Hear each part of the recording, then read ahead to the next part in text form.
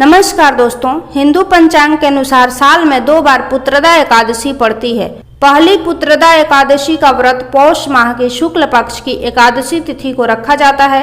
वहीं दूसरी पुत्रदा एकादशी का व्रत सावन माह के शुक्ल पक्ष की एकादशी तिथि को रखा जाता है। मान्यता है कि सावन पुत्रदा एकादशी का व्रत करने से वाजपेय यज्ञ के समान पुण्य फल की प्राप्ति होती है।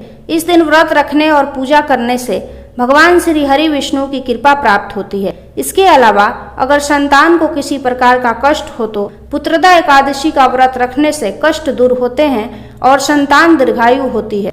आज के इस वीडियो में मैं आप सभी को श्रावण पुत्रदा एकादशी की सही तिथि, शुभ मुहूर्त, व्रत की विधि और श्रावण पुत्रदा एकादशी की व्रत कथा सुनाऊंगी। तो चलिए आज के इस वीडियो को शुरू करते हैं। एकादशी के दिन व्रती को सुबह जल्दी उठकर स्नान आदि से निवृत्त होकर स्वच्छ वस्त्र धारण करना चाहिए। उसके बाद व्रत का संकल्प लें और धूप, दीप, नैवेद्य आदि 16 सामग्री से भगवान श्री हरि विष्णु का पूजन करें। उसके बाद पुत्रदा एकादशी व्रत की कथा को पढ़ें या सुने। रात्रि को दीप दान करें। अगले दिन द्वादशी तिथि पर शुभ मुहूर्त में व्रत का पारण करें। आइए अब जानते हैं पुत्रदा एकादशी की शुभ तिथि। साल 2023 में सावन पुत्रदा एकादशी 27 अगस्त 2023 दिन रविवार को है। एकादशी तिथि का प्रारंभ 26 अगस्त 2023 को रात 12:08 पर होगा और एकादशी तिथि की समाप्ति 27 अगस्त 2023 को रात 9:32 पर होगा। एकादशी व्रत पारण का शुभ मुहूर्त 28 अगस्त 2023 को सुबह 5:57 से सुबह 8:31 तक रहेगा। पारण तिथि के दिन द्वादशी समाप्त होने का समय रहेगा शाम 6:22 तक। तो आइए सुनते हैं श्रावण पुत्रदा एकादशी की व्रत कथा। एक बार धर्मराज युधिष्ठिर ने भगवान श्री कृष्ण से श्रावण मास के शुक्ल पक्ष की एकादशी के महत्व और उसकी कथा के बारे में बताने का निवेदन किया। तब भगवान श्री कृष्ण ने कहा कि सावन के शुक्ल पक्ष की एकादशी श्रावण पुत्रदा एकादशी के नाम से प्रसिद्ध है। आपको श्रावण पुत्रदा एकादशी व्रत की कथा के बारे में बताता हूँ। इसकी कथा इस प्रकार है। इस कथा को सुनने मात्र से ही अनंत यज्ञ का फल मिलता है। द्वापर युग के आरंभ में महिष्मती नाम की एक नगरी थी, जिसमें महिजीत नाम का राजा राज्य करता था। लेकिन पुत्रहीन होने के कारण राजा को राज्य सुखदायक नहीं लगता था। उसका मानना था कि जिसके संतान न हो उसके लिए यह लोक और परलोक दोनों ही दुखदायक होते हैं। पुत्र सुख की प्राप्ति के लिए राजा ने अनेक उपाय किए, परंतु राजा को पुत्र की प्राप्ति नहीं हुई। वृद्धावस्था आती देखकर राजा ने प्रजा के प्रतिनिधियों को बुलाया और कहा, हे प्रजाजनों, मेरे खजाने में अन्याय से उपार्जन किया हुआ धन नहीं है।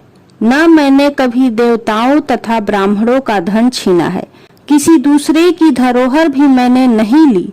प्रजा को पुत्र के समान पालता रहा। मैं अपराधियों को पुत्र तथा बांधवों की तरह दंड देता रहा। कभी किसी से घृणा नहीं की, सबको समान माना है। सज्जनों की सदा पूजा करता हूँ। इस प्रकार धर्म युक्त राज्य करते हुए भी मेरे पुत्र नहीं है, सो मैं अत्यंत दुख पा रहा हूँ।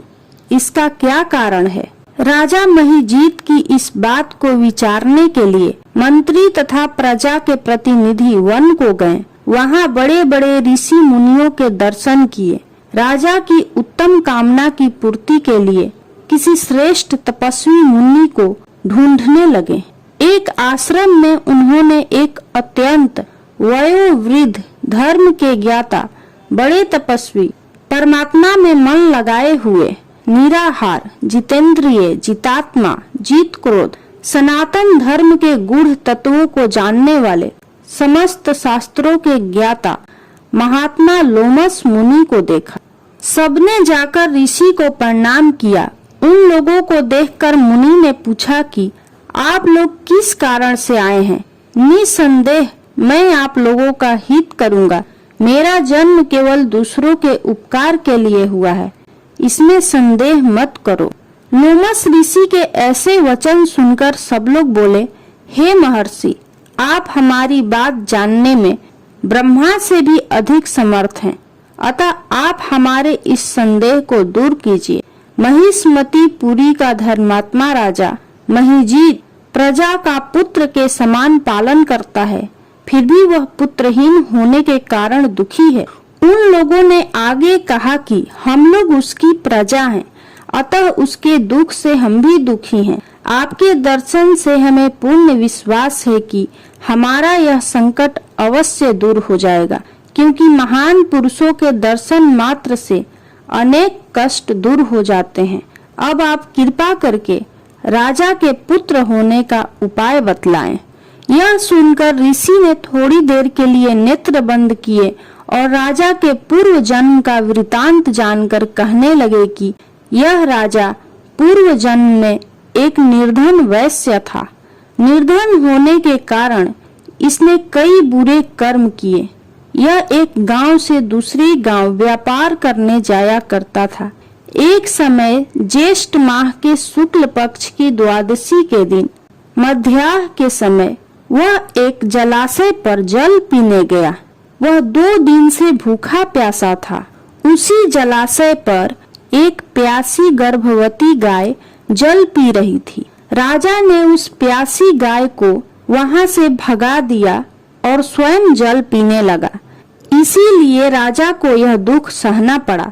एकादशी के दिन भूखा रहने से वह राजा हुआ और प्यासी गाय को जलाशय से भगाने के कारण पुत्र वियोग का दुख सहना पड़ रहा है।